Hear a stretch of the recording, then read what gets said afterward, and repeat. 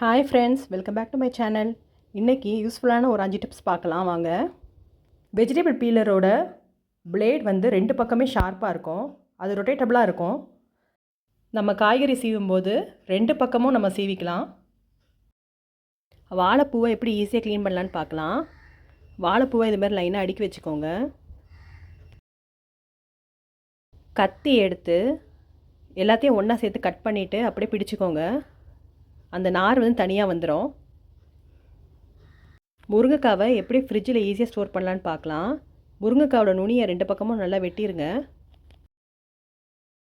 முருங்கைக்காவை சின்ன சின்ன பீசஸாக போட்டு நம்ம ஸ்டோர் பண்ணுற பாக்ஸில் டிஷ்யூ பேப்பர் வச்சு அது மேலே முருங்கைக்காய் வச்சுட்டு க்ளோஸ் பண்ணிவிட்டு ஃப்ரிட்ஜில் வச்சுட்டிங்கன்னா அது ஒரு வாரம் வரைக்கும் கெடாமல் இருக்கும். முழு தேங்காவை பல நாள் கெடாமல் நம்ம ஃப்ரெஷ்ஷாக ஸ்டோர் பண்ணலாம்.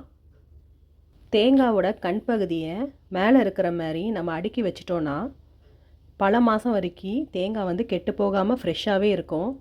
கண்டிப்பாக நீங்களும் ட்ரை பண்ணி பாருங்கள். முருங்கைக்காவை ஃப்ரிட்ஜ் இல்லாமல் எப்படி ஸ்டோர் பண்ணலான்னு பார்க்கலாம். முருங்கைக்காவோட நுனியை வெட்டக்கூடாது. ஒரு பாத்திரத்தில் தண்ணி எடுத்துக்கோங்க. அதில் முருங்கைக்காவை இது மாதிரி நேராக நிற்க வச்சுருங்க. 2 நாளுக்கு ஒரு தடவை தண்ணி மாற்றினா போதும்.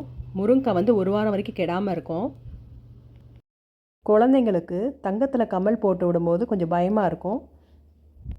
ஏன்னா கம்மலோட திருகாணி எப்போ லூஸ் ஆகும், எப்போ அது கலண்டு விழுந்துடும் நம்மளுக்கு தெரியாது.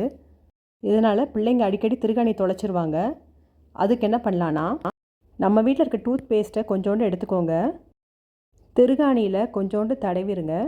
இப்போ இந்த கம்மலை நம்ம பிள்ளைங்களுக்கு போட்டால் நம்மளாம் கழட்டுற வரைக்கும் அது கலராது. ரொம்ப சேஃபாக இருக்கும். இந்த டிப் உங்களுக்கு பிடிச்சிருந்துன்னா மறக்காமல் லைக் பண்ணுங்கள், ஃப்ரெண்ட்ஸோடு ஷேர் பண்ணுங்கள்.